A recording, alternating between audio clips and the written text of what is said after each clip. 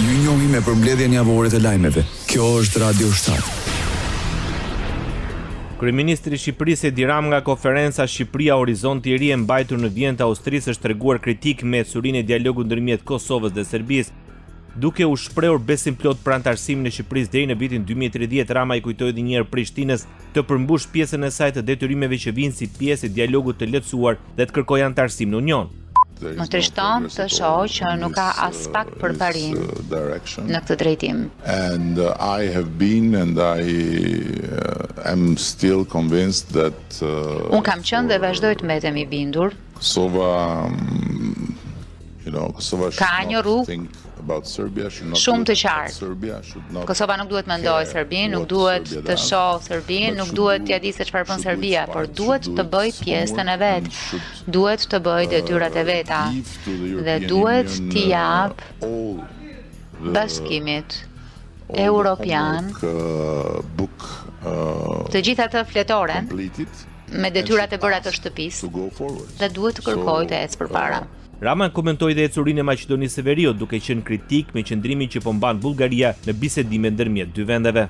Shpresoj që Maqedonia e Veriut të ketë një rrugtim normal, së paku të çelë negociata, sepse për mua është krejt e pakuptimshëm që një vend në BE të bllokojë bisedimet me një vend që do të hyjë në BE për hir të disa çështjeve dypalshe, të cilat mund të jetë mjaft legjitime, por nuk bllokon bisedimet. I lejon bisedimet të vazhdojnë dhe në moment të fundit, kur vjen pikat e vendimi i anëtarësimit, i mund thua jo, ka një gjë që duhet ta zgjidhim. Por është shumë politike, është shumë hipokrite, është marrëzi. Radio 7, zëri pozitiv i qytetit. Këshilli Bashkiak i Tiranës kërkon shkarkimin e kryebashkiakut Erion Veliaj. Pro ti votuan 50 këshilltarë nga shumica dhe nga opozita. Këshilli Bashkiak mblodhi 3 kërkesat për shkarkimin e Erion Veliajt, atë të Partisë Socialiste, të Partisë Demokratike dhe të këshilltarit Endri Shabani, duke i votuar si një vetme. Ky vendim i dërgohet prefektit të Qarkut dhe prefekti ja dërgon propozimin për shkarkim Këshillit të Ministrave.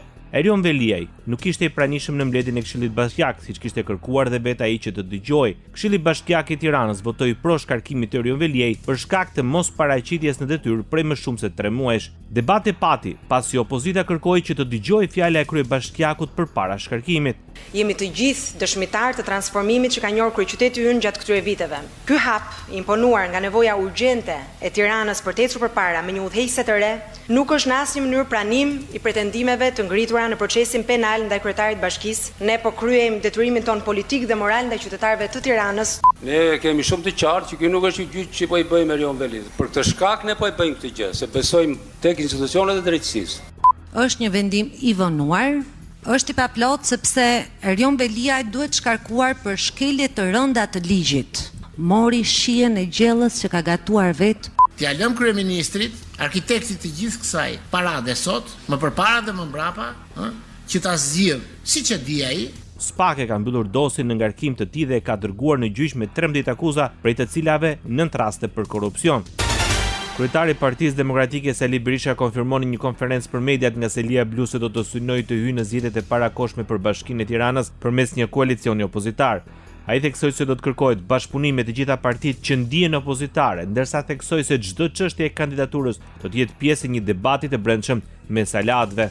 Ne do përpiqemi që të rakordojmë, të bijmë në ujdi, në bashkëpunim me partitë opozitare, me ato partitë që ndihen opozitare. Aty pastaj sigurisht që debati do jetë për kandidatura. Ne nuk themi që o koalicion me ne, o kandidaturë jo, ose ka koalicion me ne, por secili është i vendishëm që zë kryesor për zgjedhje do jetë Partia Demokratike. I jep dorëheqjen pas 2 muajsh detyrë drejtori i Qendrës Spitalore Universitare në Tereza, Florent Spao. Në vend të tij është propozuar Angela Paparizo. Aktualisht ajo udhëheq Departamentin e Arteve dhe Kulturës në Bashkinë e Qytetit të Burlington në Ontario. Pjesë e largimeve është bërë te drejtori i Fondit të Sigurimit të Detyrueshëm të Kujdesit Shëndetësor, Spartak Zekja. Ai e mbante këtë postë prej shtatorit të vitit 2023. Kryeministri i Shqipërisë Edi Rama mbështet projektin për ngritjen e inteligjencës artificiale në rang ministrie si një mundësi për të luftuar korrupsionin. Shefi i qeverisë shqiptare është i bindur se inteligjenca artificiale do të garantojë një ndarje të drejtë të granteve për startupet. Mesazhi vjen gjatë prezantimit të projektit Startup Albania, i cili ka për qëllim lidhjen e sipërmarrjeve inovative me qeverinë. Kemi shumë dëshirë dhe përpiqemi të shtojmë përpjekjet tona si akselerues me mbështetjen e Ministrisë së Shtetit për Inteligjencën Artificiale, që është një person i krijuar nga inteligjenca artificiale, e cila do të ndihmojë për nxitjen dhe shpërndarjen e të gjithë hapësirës dhe rrjetit të qeverisë dhe të gjithë fuqisë së inteligjencës artificiale. Krahas asaj, kryeministri i Shqipërisë vlerësoi se kjo platformë do të ndihmojë qytetarët të ndërtojnë më lehtë shtëpitë e tyre. Rama tha se nëpërmjet kësaj platforme mund të krijohet një skicë arkitekturore dhe inxhinierike, e cila do të reduktojë në 95% punën e arkitektëve. Për arkitektët e mëdhenj dhe mund të punojnë me këtë platformë, çfarë bën profesor kjo?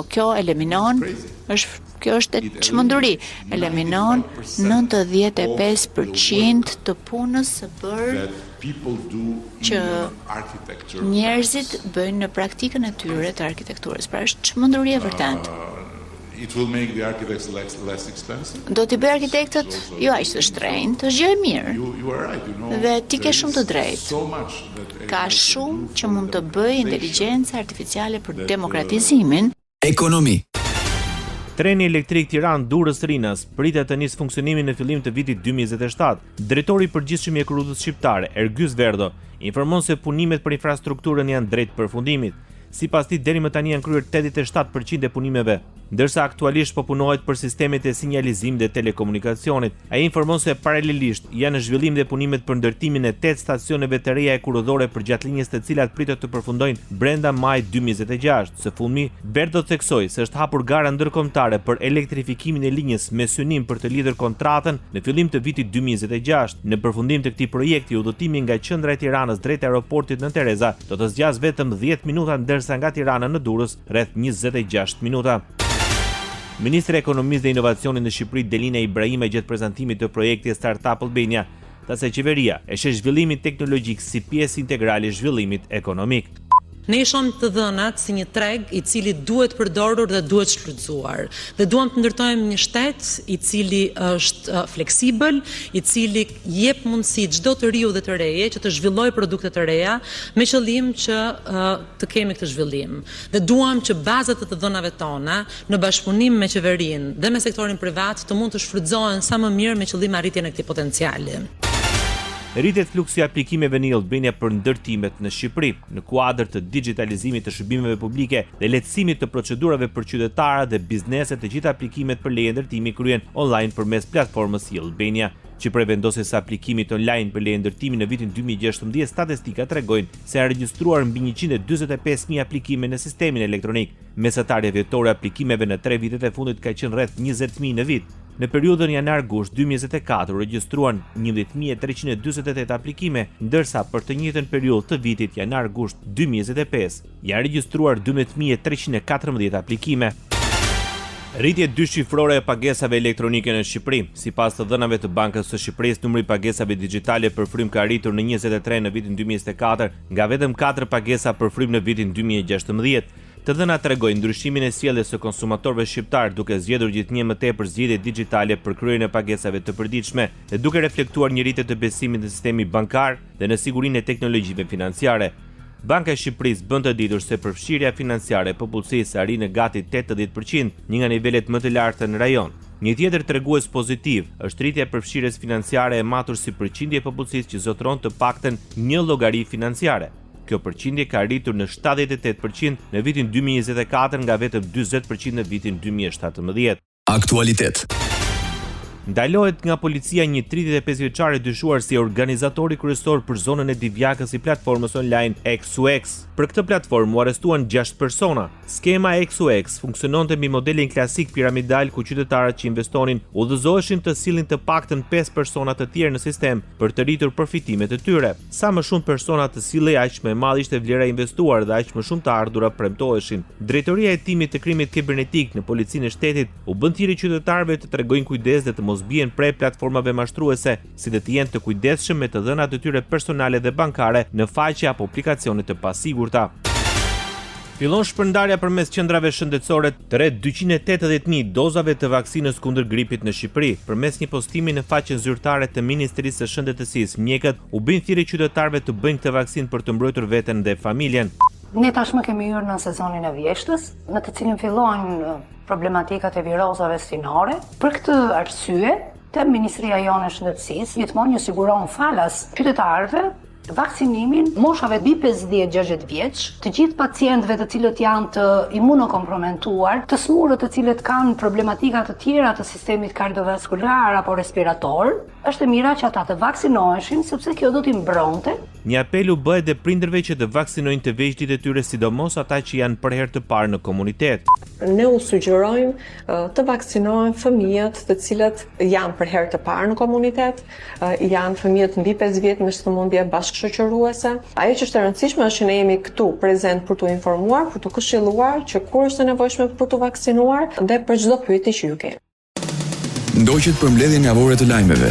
Kjo është Radio 7, zëri pozitiv i qytetit.